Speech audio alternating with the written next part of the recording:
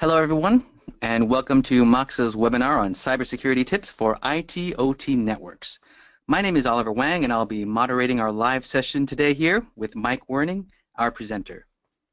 I'll be monitoring the questions pane, so let us know if you experience audio or technical issues, or if you have any questions about the information we're presenting.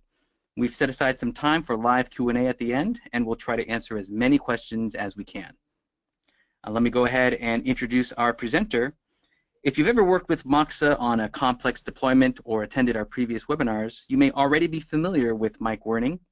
He has over 20 years of experience in the design of industrial networking infrastructure, embedded computer hardware, software, and systems. He is a Cisco Certified Networking Associate and has been a guest speaker at various industry events. I'll go ahead and hand it over to Mike to get us started. Thank you, Oliver. Again, this is Mike Werning, a field application engineer with MUS. I'll be your presenter today. Today's topic is on cybersecurity tips for IT and OT networks. So just a little bit of background on who Moxa is for those that may be new. Moxa is a manufacturer of industrial communications and networking products. We've been in business for over 30 years. It's been very interesting to evolve with the industry from serial to Ethernet and now to cloud-based connectivity. Data is at the heart of the industrial Internet of Things. In order to make critical data-driven decisions, businesses first need to capture and collect data from all sorts of devices from the field before converting it into business information. So, getting data from the producers at the bottom to the applications at the top securely and efficiently is the key. So when you look at Moxa solutions are all about connecting the applications to the sources of data, both securely and efficiently. So if you want more information, feel free to reach out and contact us.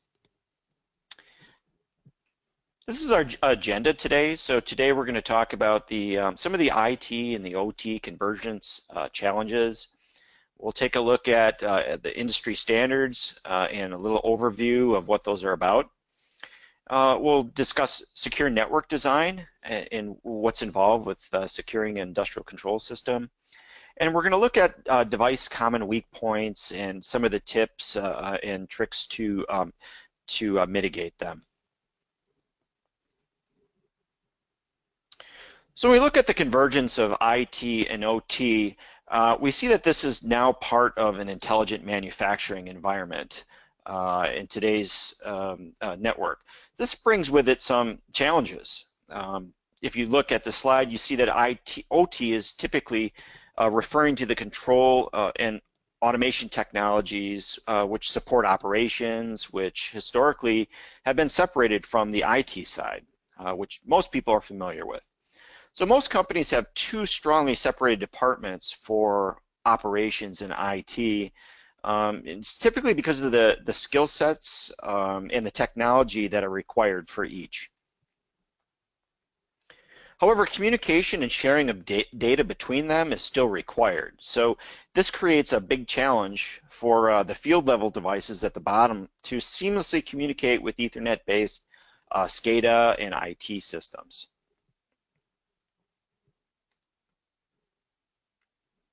If we look at the IT side, we can see that the business focus is around computing technology and data analysis, not necessarily the embedded technologies or field bus technologies. The IT side is more apt to adopt new technologies to stay current. And if we look at the classic IT priorities, we can see that the priorities are more related to confidentiality and security, and have a much higher priority than availability would. So if we compare this to the OT side, we see that the focus is more on the control systems equipment and the machinery related to the processor factory floor. So the systems are more likely to stay on older and stable technology rather than being upgraded to the latest technology due to the impact on production. Due to the connected nature of the factory floor and the connections to the enterprise side, security is more of a growing concern. So when we look at the classic OT priorities, we can see that they're more heavily weighted towards safety and availability rather than security. So that brings up our first poll. So which side of the business do you think that you relate to today? So Oliver, can you help us with this? I see now that you have several selections that you can choose from. I work in OT, I work in IT, work for a vendor or supplier of OT products, or you don't work in either, but you're interested in learning more. So we'll just take a few seconds, and if you could please select one of these that may directly relate to you and your position within your organization, that'd be great. All right, so we'll go ahead and close the poll in about 5 seconds, and we can go ahead and see the results and get a look at who's attending here today.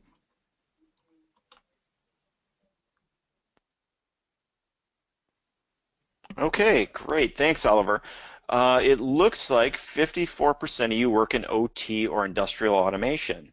Okay, and some of you work in for vendors or suppliers of OT products, and then followed by IT, and just some tire kickers trying to figure out a little bit more about this complicated industry and the security related to it. So thank you very much for that information. Oliver, let's go back to the presentation. Okay. So ultimately, security is going to be a key focus for IT and OT converged systems in the future. So if we look at these areas, resilience, reliability, safety, security, and privacy, these were weighted differently whether you're on the IT side or on the OT side.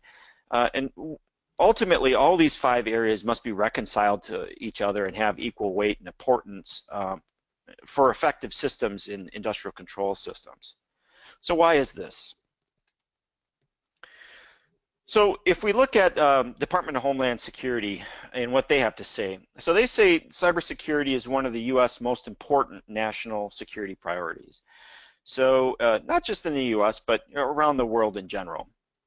They have established an entire division called the ICS CERT, which you can see their logo on the screen here, which stands for Industrial Control System Cyber Emergency Response Team.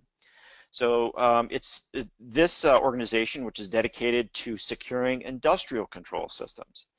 So the organization will raise awareness of latent problems in the industry. They'll publish safe practice to aid those in the industry. And yeah, basically, according to data that they've collected, they've seen critical manufacturing and the energy sectors consistently in the top 3 from 2014 to 2016. So in addition, the communication sector is now in the top 2. So communication sector really represents all that communication infrastructure that makes these businesses communicate and work. So we can see that security is definitely a concern now in industrial control systems in the future as well. So we're all aware of what's going on in the commercial side, and you hear most of the big vulnerabilities and the big network intrusions that are in the news. They're usually from the commercial side and not from the ICS side. But there is a team that is paying attention to that, and they're reporting regularly on the number of incidents. So definitely a concern. So that brings up our next online poll. So wow, we're really rushing into the polls right away in this presentation, it appears. But where do you see the greatest risk in industrial control system? And this is a very good poll question because the majority of you are on the OT side from our previous poll. So it'll be interesting to see where you see the greatest risk.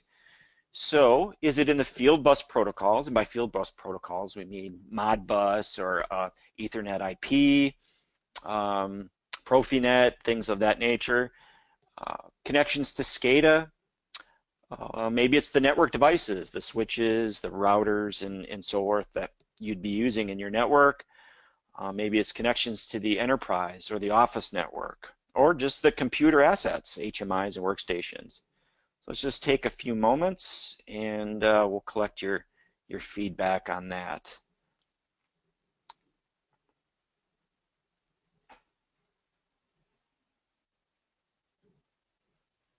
Okay, all right, Oliver, looks like you've got it for us.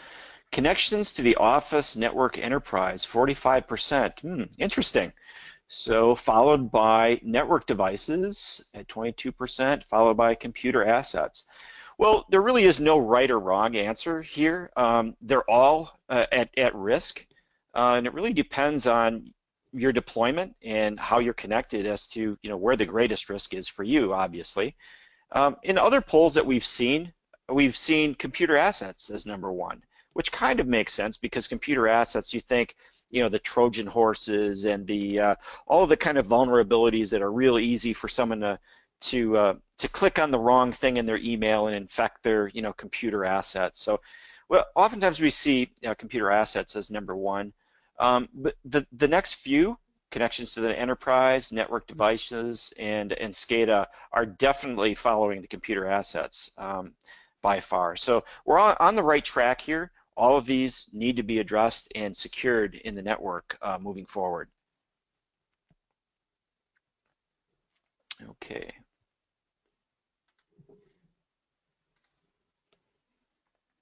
So when we look at some of the key challenges in cybersecurity for industrial networks, there's three typical challenges to improve cybersecurity for industrial networks. First, most legacy industrial network devices lack security features since the original design for industrial equipment was for reliability and not for security protection. So a lot of devices that you'll find out there in your industrial networks, they just don't have the features required to secure them given today's threat. Secondly, the network design in many legacy industrial network topologies never considered security protection. So it's common for these systems to connect to each other in one flat network with no segmentation to limit any access to any other resources. And then thirdly, even if you select and enable security features on the devices and the network is protected, it's still difficult to manage security going forward, so oftentimes it's never done. So, for example, a field technician may forget to change or reset the password on a new device that's installed, or may enable insecured connections like wireless access points and so forth without really properly notifying the correct people to make sure that that stuff is safely deployed. So if we look at the first challenge, that was the lack of device security features. We can see that there's many potential security holes which must be considered when working with legacy equipment. And there's many areas of concern around unauthorized access. Insecure configuration. So somebody that's assigned to configure the device doesn't know exactly what all the switches are to turn on to secure that properly secure a device. Password protections like password strength historically have not been there. And really the inability to know when that device is under attack. So many legacy devices don't have any ability to signal to somebody that somebody's trying to brute force their way into the network. So without these basic security features, any of the end devices could be a weak point in the network design.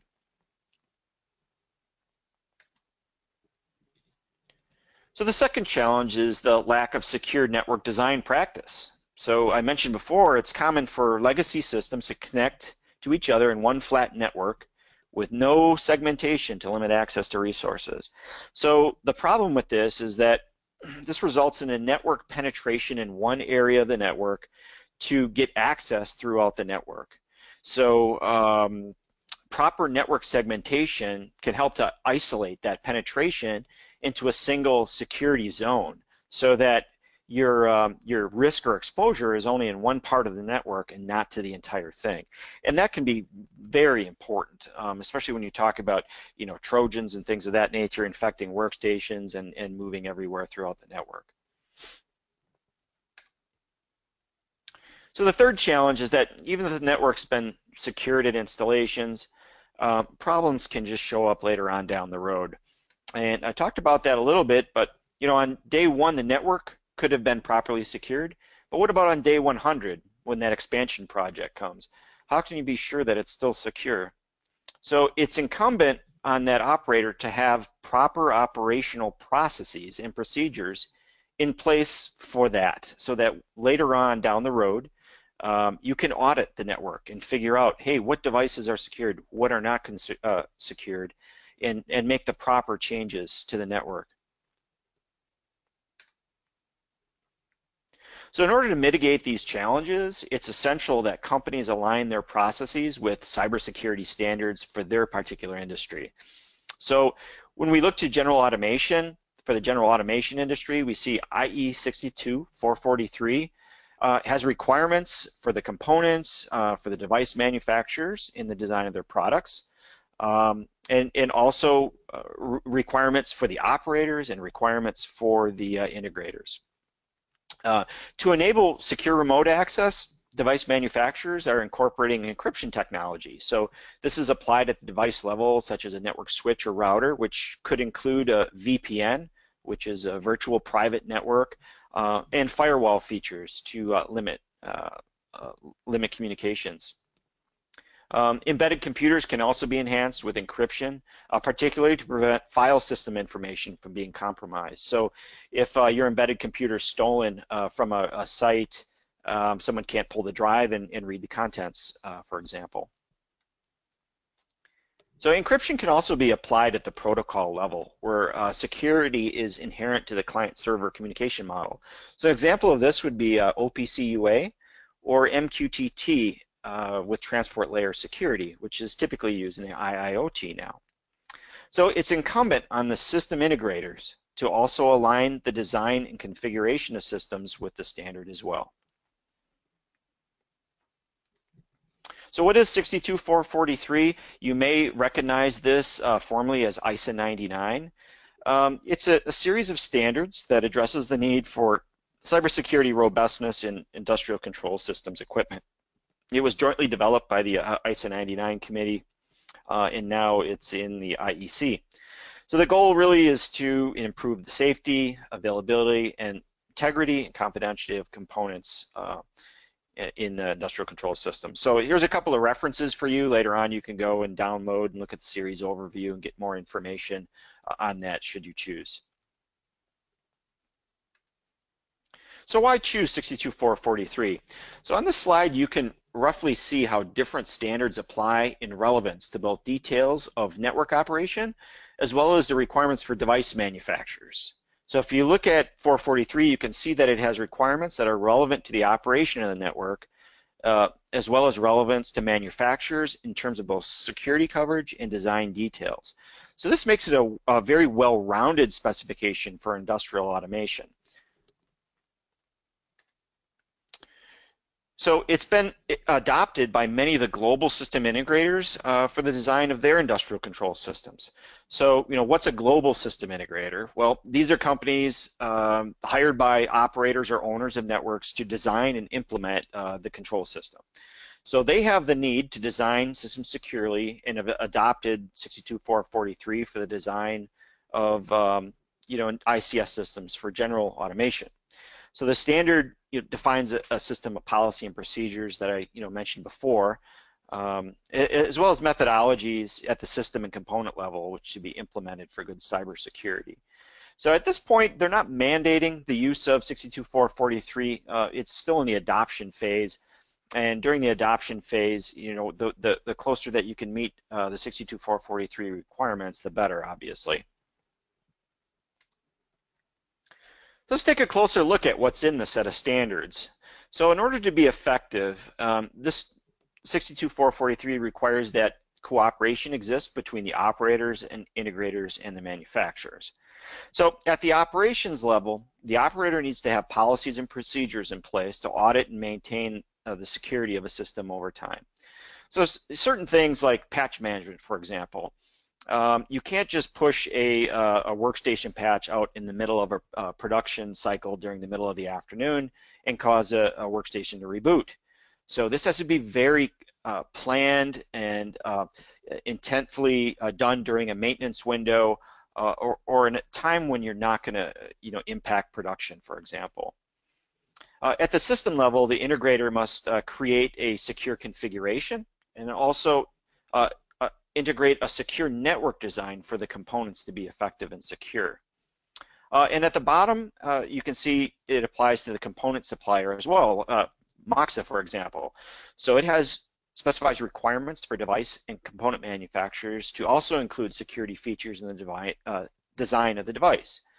So you can see that the system doesn't work if there's no communication and cooperation. So the operators, the integrators, and the component suppliers all have to be acting with security in mind. So we'll take a closer look at several of these sections and see how it's applied to network security. So if we look at how security is handled, there's a number of different security levels. The standard defines 4 levels from 1 to 4, 1 being the most relaxed and 4 the most secure. So an example of security at level 1 might be like not displaying the characters on the screen while you type your password or substituting them with a different character. So this would prevent your password from being revealed. So very simplistic. An example of a level 4 attack is something like the Stuxnet attack, where very sophisticated malware was developed to seek out a particular PLC and changes programming. So those types of attacks are very difficult to prevent because they're usually the result of a zero-day exploit. Zero-day is a term which refers to an unpatched vulnerability in code, which may or may not have been publicized yet, and therefore it's unknown to the majority of the world.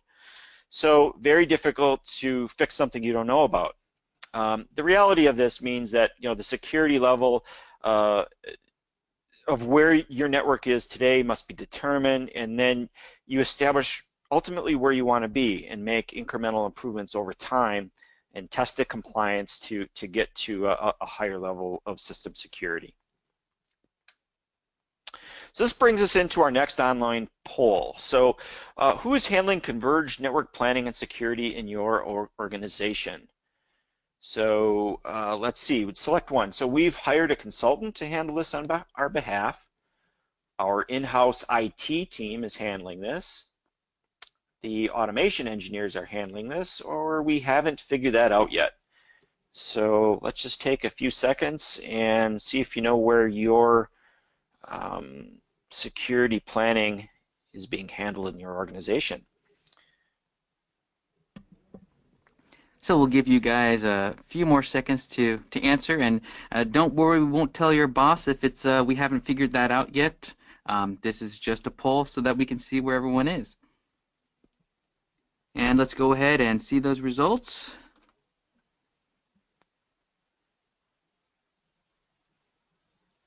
Our in-house IT team is handling this. Looks like it's number 1. Okay. Number 2 is we haven't figured this out yet. So, okay, that's fine. You're in the right place to get started learning about stuff, so it's a good sign. And automation engineers are handling this. Okay, so it's on the OT side for some of you, and very few have a consultant. So this is very common, this set of results. So the in-house IT team historically has been trained to handle security on the enterprise side. And so the logical place to start for most companies is to look in-house and say, hey, let's consult and work with the IT side, IT team to help secure the OT side.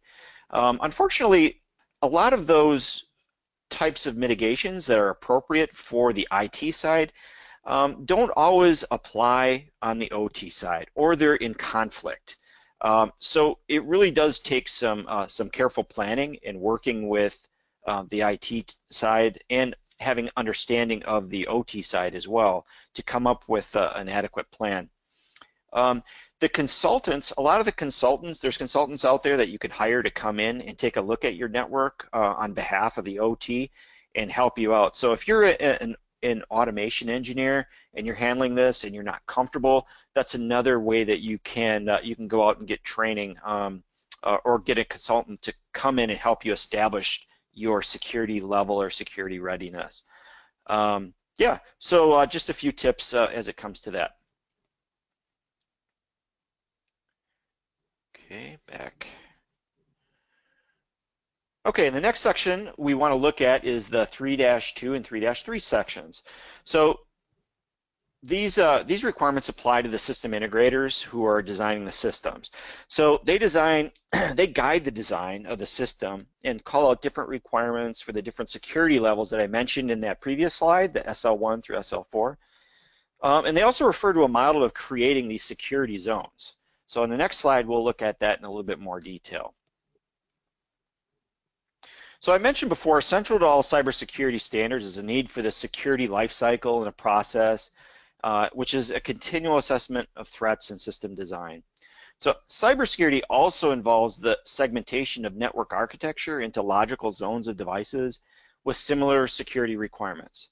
So the communication between zones must be over a network link, which is referred to as a conduit. So you'll hear of this referred to as the zone and conduits model, or somebody might throw this this term out to you, and it's not an electrical conduit. It's a network that that has applications flowing on it.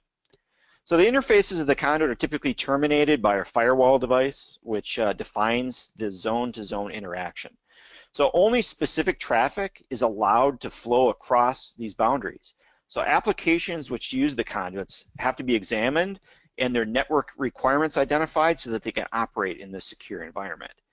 So interactions between the different zones should be limited, such that in this example here, levels 2 and 1 can communicate directly, but level 3 cannot directly access 1.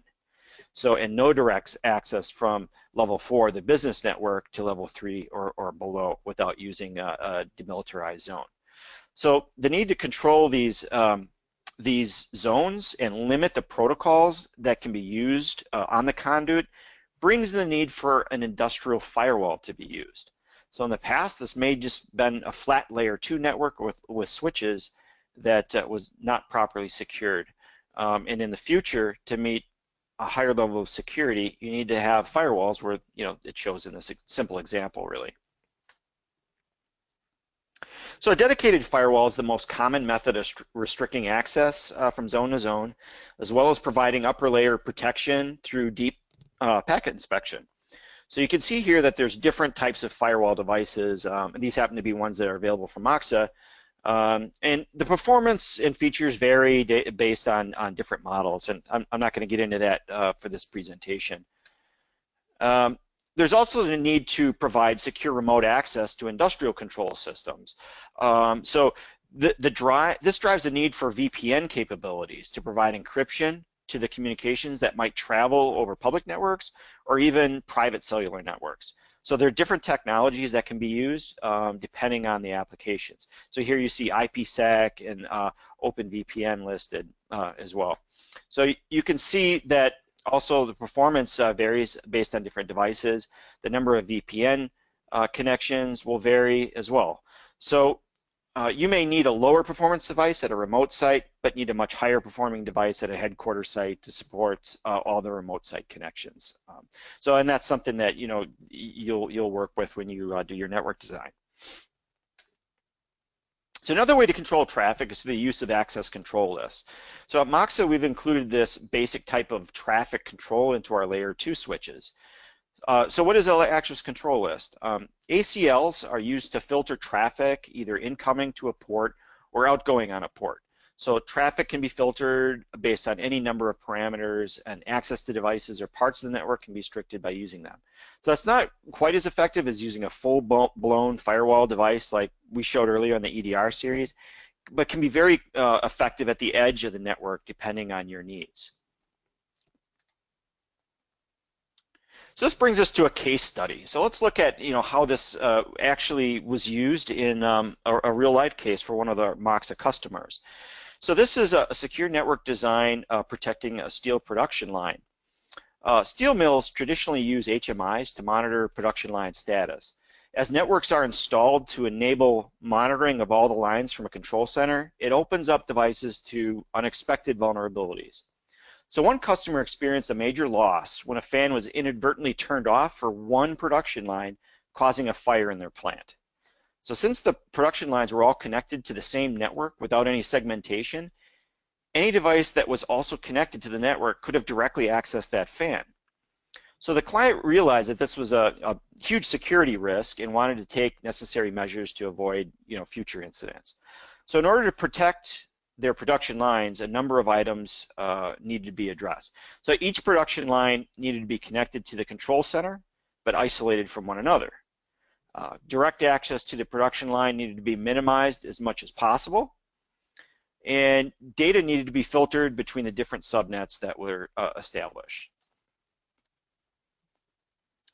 So above, you should be able to see the firewall now. So above, you can see in the network arrangement used by the steel mill, a firewall at each production line allowed the secure communication to the control center while isolating traffic.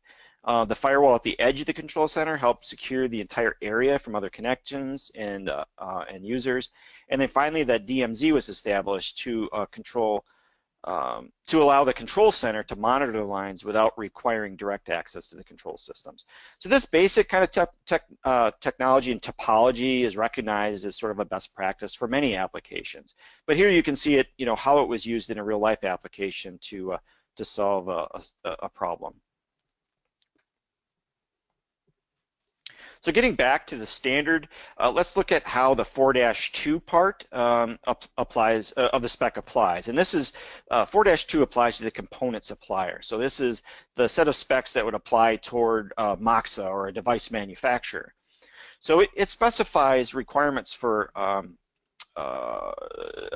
manufacturers to include different security features in the design of the device. We can build devices which can be secured by the integrator and used in the network design. So we'll look closer at several of the features and how they apply to network security.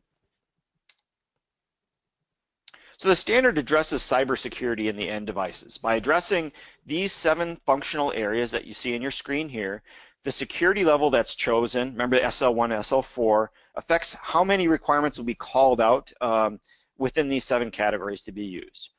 Okay, so very simple, requirements and identification, authentication control, use control, those things that are related to integrity and confidentiality, data flow restriction, response to events, and resource availability.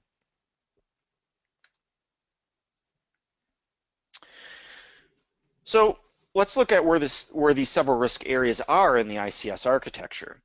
So cybersecurity risks such as unauthorized access. This is dealing with preventing users accessing the device itself. So accessing the user interface or the command line interface. Unencrypted key data or configuration data. This is the fact that we've got configuration data that may have sensitive data, configuration files that have sensitive data in them, and how to safely manage that. Insecure data transmission deals with the use of serial to Ethernet. So serial to Ethernet converters on the network typically pass data from the network and are converted into serial on another side and presented over RS-232 or 422. Well, someone on the network can actually look at that data since it's sent in clear text. So that's insecure. How can you tell if somebody's trying to hack into your device or get access to your device? You need a way of signaling that via the event logs. And then finally, configuration and monitoring, how to make it less error prone when setting them up, and also how to monitor the security status and intrusion status. So by applying 62443 4-2 and applying level 2 security requirements, all of these areas can be addressed. So let's look at some of the risks and go into a little bit more detail. So the issue of unauthorized access is addressed in several ways, and the exploits that may be used to gain access may be part of some dictionary attack or vulnerability in an unsecured interface. And you can see that by securing to 62440 443 level 2 that you can prevent intrusion at a number of different levels. So things like support for different levels of account, like having the concept of least privilege. So you have an admin kind of user that can do a lot more than maybe just a general user. Logging out via automatic timeout. So if inactivity, you can leave and the system's going to log you out and take care of that. And there's a number of other on there. I'm not going to go through every one of these. You can read this on your own, but being able to lock out based on unsuccessful login attempts is another example. So a lot of legacy equipment didn't have this, and now with the devices that are being designed to the 62443 4-2 standard, it's calling out these features. So manufacturers have to put these features in the device if they want to be compliant. So another attack vector is communication connection sniffing to obtain the clear text passwords for terminal server session data, for example. To help mitigate this problem, use devices which support ciphers for serial to Ethernet data transmission. So this means that the session data is encrypted and protects against exposure of any of the serial data being sent.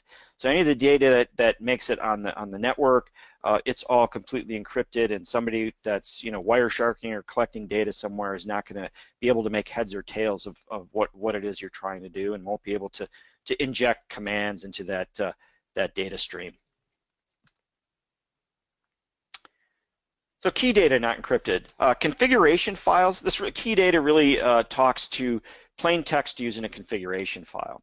So configuration files can be exploited due to this plain text. So this can be a security concern for an operator who needs to give a configuration file to a contractor or other personnel who may not treat it that as confidential data and may store it in an insecure manner. So having the ability to encrypt the config file contents so that it's not readable except for on the device can mitigate that problem.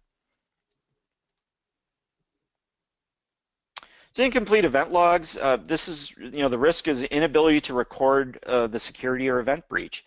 So, somebody that's hammering the passwords, trying to log in and get in, you need to be able to audit this. So you need devices which support a log for failed password attempts at the very least, and have other security events to notify an operator. So the data can be pushed in real time to a network management system via an SNMP trap, or even to a central syslog server where it can be inspected remotely, and then flag an operator that, hey, somebody's trying to break into this device, and then you can take action to find out who it is. So ongoing security and management during the network lifecycle. This is really a big topic, so we just wanted to throw out a few tips from a cybersecurity standpoint for you in this presentation. Really, processes, having the correct processes and training are key to ongoing security management, especially when the IT and OT networks are converged. In many companies, these requirements are usually driven from the IT side, and there are well-established best practices and expectations that can be adapted from that for these OT networks. At the minimum, there should be a clear documented procedure for adding and replacing devices on the network in terms of how to properly secure those and what should be done over time to manage those devices that are out there. Automation engineers that have trained up to a basic cybersecurity competency level will be, really best equipped to secure their devices and operations, since they're familiar with all the rest of the technology that's found there in the OT side and on the operations or factory floor.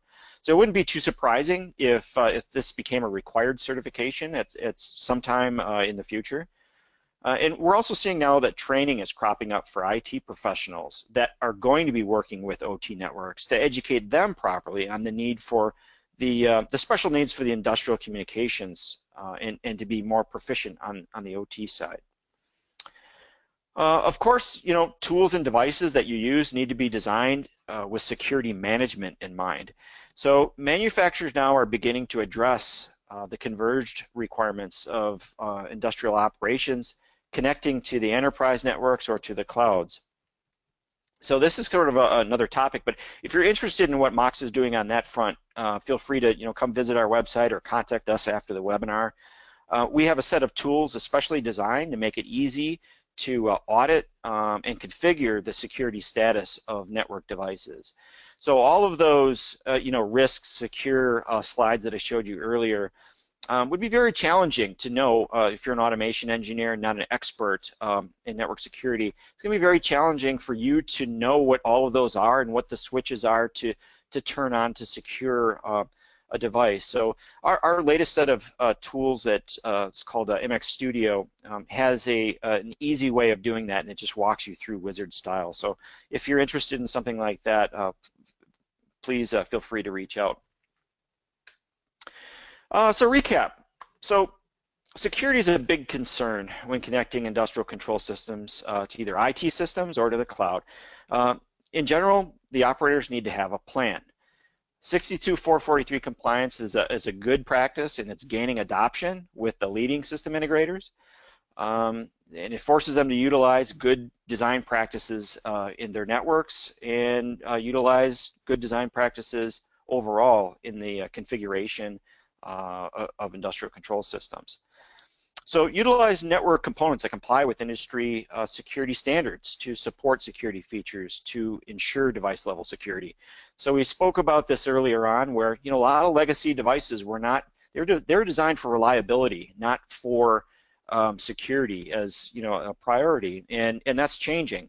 So when we look at the latest models that we generate as a supplier, we're generating switches that comply, that can be secured to 62443 level 2 security standards to enable that system integrator, that when he chooses our product, it can be put out there and secured to a known standard. And then finally, that operator who hired that integrator can safely and securely audit his network and can mitigate future attempts to break in, because all of the features are there for him.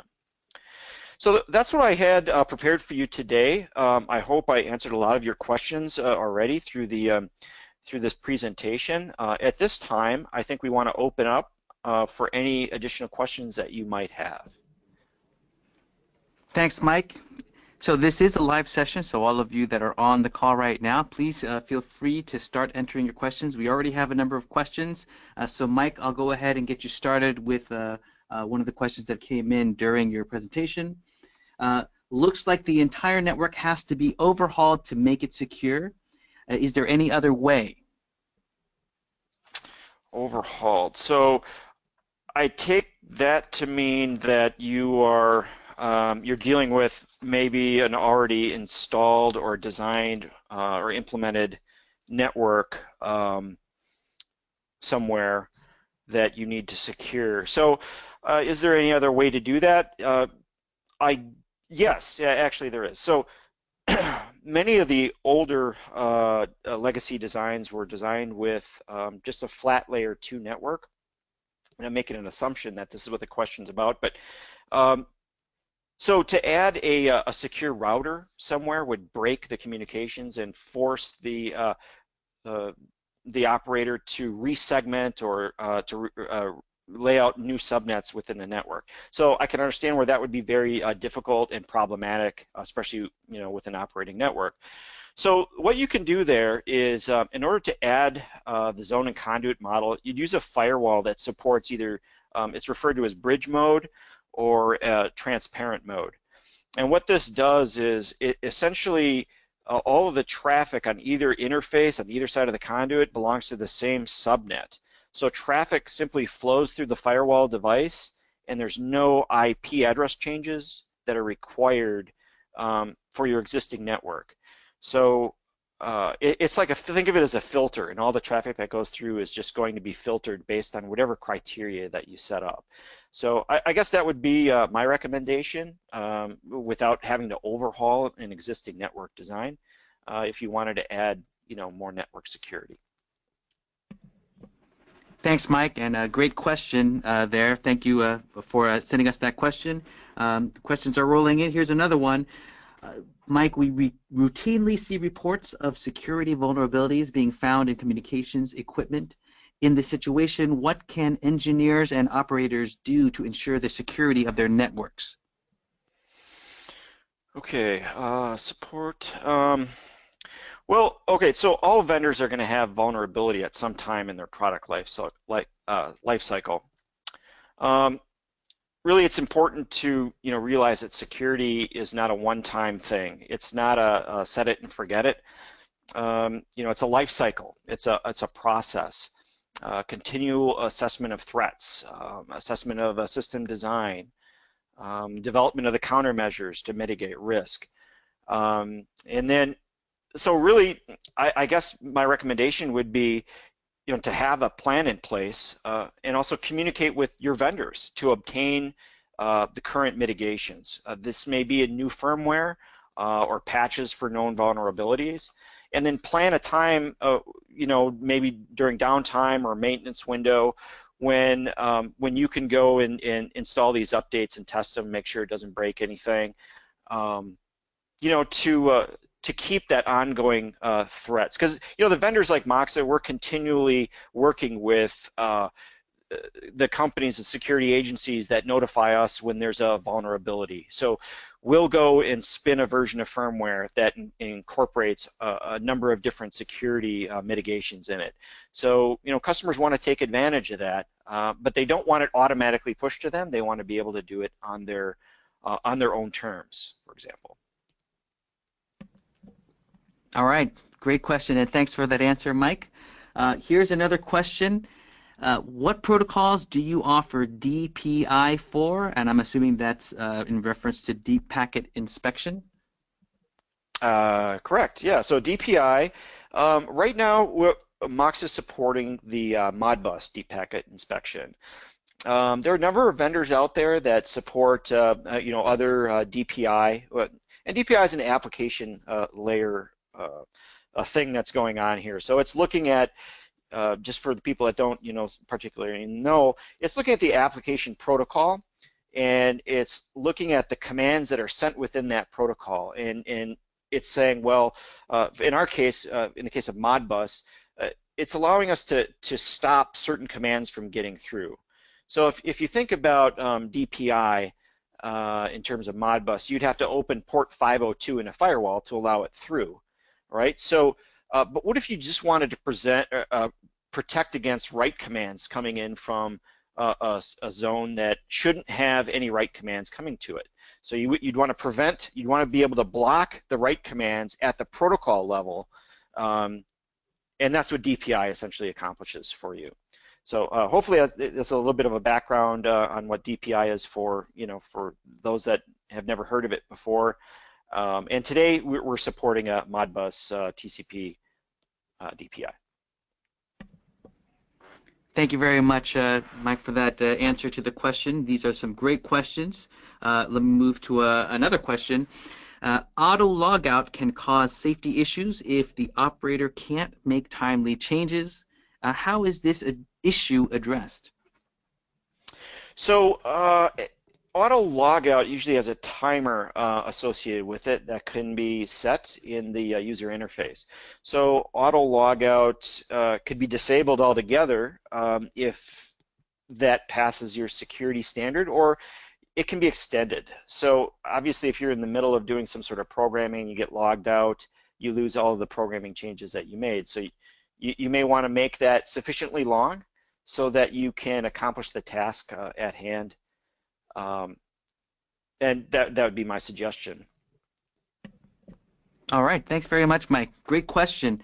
Another question about the standard: is IEC 62443 a self-certification, or are there certified courses required to comply? Is it a self-certification? So by certification, there are consultants out there that can help you establish where you are in terms of compliance to the standard. There's no like certificate per se that you don't get this. I guess you can't just go through a series of tests and say, oh, well, I'm certified at such and such a level. You would have to hire a consultant to come in and do an assessment and give you, a sort of rating of where you fit within 62443. Because there's different levels that you can specify, different requirements for different levels. So what we do, Moxa puts in the features to allow you to secure your network to a given security level. And whether or not you turn those on or not, that would have to be audited by someone out in the field. All right, great question, and thanks for that answer, Mike. Moving on, how secure are VPNs? Can they be relied on to limit cross-movement once a hacker is inside the external firewall of the network? So the VPN itself doesn't limit cross-movement per se. However, like in the case of OpenVPN, you can prevent client-to-client interactions through a central site. It's really recommended that internal firewalls be used in conjunction with the VPN. So for example, you can allow the VPN to give you access to the subnet and then only to specific shared resources through an access control list.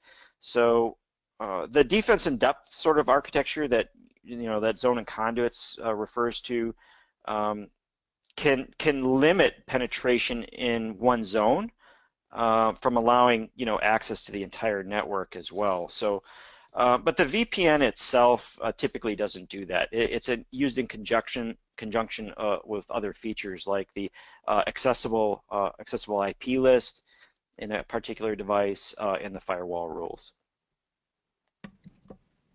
All right, thanks very much for that, Mike. Some really good, meaty questions that we're getting out there from you guys. So keep them coming. We'll try to get to as many as we can. Here's a nice one. We are working on an IoT product, but we are developing almost everything. We are going to integrate our new products to systems that are already secured.